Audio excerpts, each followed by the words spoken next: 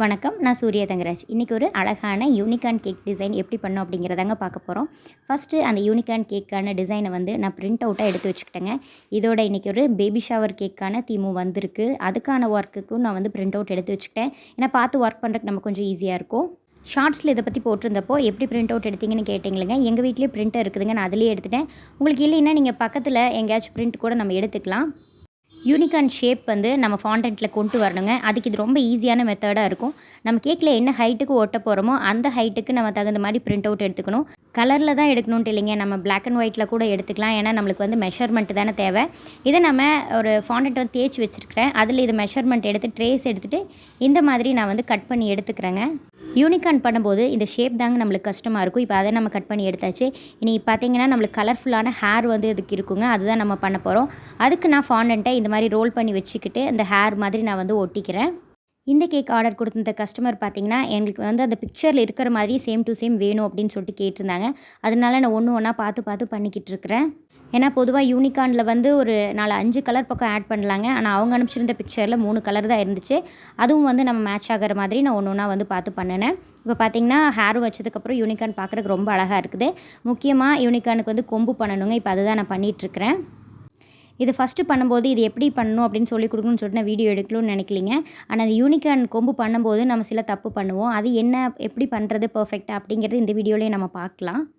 அவங்க முக்கியமாக வந்து இந்த விஷயத்தாங்க சொல்லிகிட்டே இருந்தாங்க. எனக்கு யூனிகார்னோட ஹார்ன் வந்து ரொம்ப நீட்டாக இருக்கணும், கோல்டு கலரில் எனக்கு ஒர்க் பண்ணி வேணும் அப்படின்னு சொல்லிட்டு கேட்டிருந்தாங்க. அதனால் நான் இது வந்து அந்த யூனிகார்னில் வந்து ஃபிக்ஸ் பண்ணாமல் தனியாக செஞ்சு வச்சுக்கிட்டேன். ஏன்னா கேக்கில் ஃபிக்ஸ் பண்ணும்போது அப்படியே வந்து இன்சர்ட் பண்ணிக்கலாம் அப்படின்னு சொல்லி. அதேமாதிரி கப் கேக்லேயும் குட்டி ஹார்ன்ஸ் வந்து வேணும்னு கேட்டிருந்தாங்களேங்க. நம்ம நார்மலாக யூனிகார்னுக்கு அந்த கொம்பு செய்யும்போது இந்த மாதிரி தான் செய்வோம். ஆனால் இப்படி செய்யக்கூடாது. நம்ம ரோல் பண்ணிவிட்டு 2 சைட்லேயும் வந்து ஷார்ப்பாக பண்ணிக்கணுங்க.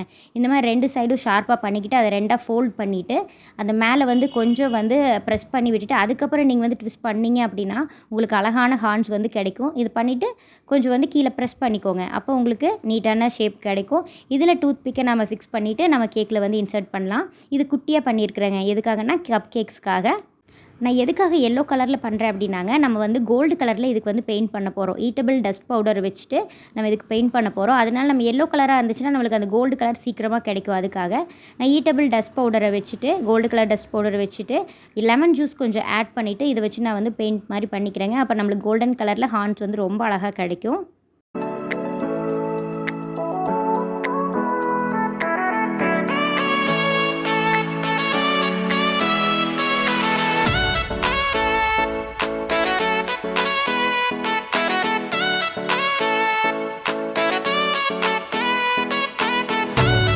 ரொம்ப குட்டியான அழகான ஹார்ன்ஸ் வந்து ரெடி ஆயிடுச்சுங்க. இது எதுக்காகனா நம்ம கப் கேக்ஸ் மேலே வைக்கிறதுக்காக நான் வந்து ரெடி பண்ணி வச்சுருந்தேன். இப்போ இதை கேக்லேயும் வந்து நம்ம ஃபிக்ஸ் பண்ணிடலாங்க. நம்ம செஞ்சு வச்ச எல்லாத்தையுமே இந்த கேக் மேலே கஸ்டமைஸ்டாக வந்து லாலிபாப்ஸும் வந்து கேட்டிருந்தாங்களேங்க. அதுவும் நாமளே வந்து செஞ்சாச்சு. ஃபைனல் லுக் இப்படி தாங்க இருந்துச்சு. ரொம்ப அழகாக இருந்துச்சு. அவங்க கேட்ட மாதிரியே கேக்ஸ் வந்து இருந்துச்சு. இந்த கேக்கில் பார்த்திங்கன்னா எதுவுமே நான் ஈட்டபிளாக இருக்கக்கூடாது, எல்லாமே ஈட்டபிள் டாப்பர்ஸாக இருக்கணும் அப்படின்னு சொல்லிட்டு அவங்க கேட்டிருந்தாங்க. அது மாதிரி எல்லாமே பண்ணியாச்சுங்க. அதே மாதிரி கப் கேக்ஸும் வந்து எல்லாமே ஈட்டபிளாக இருக்கணும், நான் ஈட்டபிள் டாப்பர்ஸ் எல்லாம் எதுவுமே வைக்கக்கூடாது அப்படிங்கிற மாதிரி கேட்டிருந்தாங்க. அதே மாதிரி கப் கேக்ஸ் வந்து அழகாக பண்ணி கொடுத்தாச்சுங்க. ஏன்னா இந்த ஒர்க்கில் பண்ணதுக்கப்புறம் 6 கேவிட்டி இருக்கிற கப் கேக்ஸில் வைக்க முடியலைங்க. பாக்ஸில் 3 வந்து 2 பேக்கிங்காக பண்ணி கொடுத்தோம். 3 kg அளவிலான பட்டர்ஸ்காட்ச் கேக்குங்க. இது எசன்ஸ்லேருந்து எல்லாமே நாமளே ப்ரிப்பேர் பண்ணி தான் பண்ணோம். டேஸ்ட் ரொம்ப நல்லா இருந்ததாக வந்து அவங்க நமக்கு ரிவ்யூ கொடுத்துருந்தாங்க. அதோட கேக் கட் பண்ணும்போது வீடியோஸும் நம்மளுக்கு வந்து அனுப்பிச்சிருந்தாங்க. அடுத்த நாள் கஸ்டமர் இப்படி ஒரு ரிவ்யூ கொடுத்தாங்கன்னா இதுக்கு மேலே சந்தோஷம் வேறு என்னங்க இருக்குது.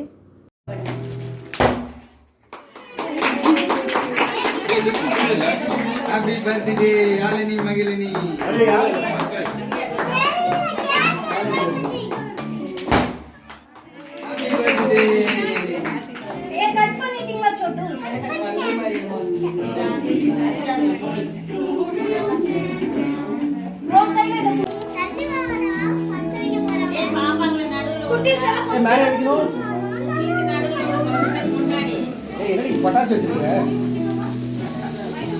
Happy birthday to you.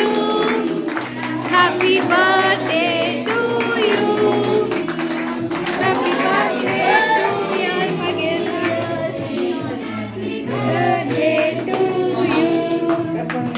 Happy birthday to you. இதோட நம்ம பேபி ஷவர் கேக்கான டாப்பரும் வந்து ரெடி பண்ணியாச்சுங்க. இது எப்படி பண்ணோம் அப்படிங்கிறத வரப்போகிற வீடியோக்களில் நம்ம பார்க்கலாம்.